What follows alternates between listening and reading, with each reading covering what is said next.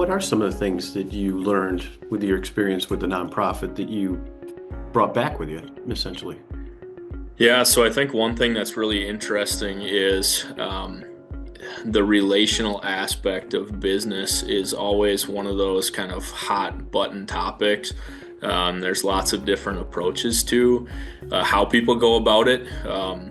Some have a lot more of a ironclad, like fire and brimstone. This is the expectation. We're gonna roll this out, and real high expectations that way. And sometimes the relational aspect can be missing from it. And then other times you might have a more soft or gentle approach, and maybe there's a lack of accountability and direction.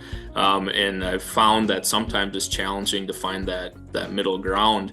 And so what I would say, growing up in the family that I did and the industry that I did, you have a lot of blue collar, real hardworking people, and you just kind of nose to the grindstone, right? And the expectation is there that, hey, we're going to work, we're just going after it.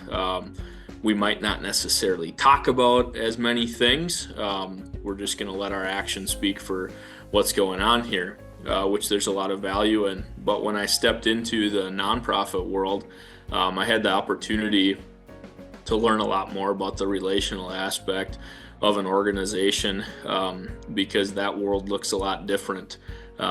Everybody better be rowing the boat the same direction, because you got a pretty clear mission and purpose as a nonprofit. Otherwise, you're probably not a real reputable nonprofit.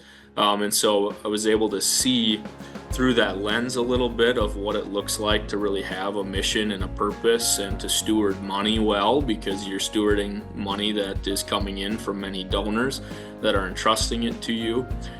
So I just really kind of formed this different view of what a business could maybe look like by taking some pieces of what I learned in the nonprofit sector and applying it to some of the ways that I approached business with our company as well.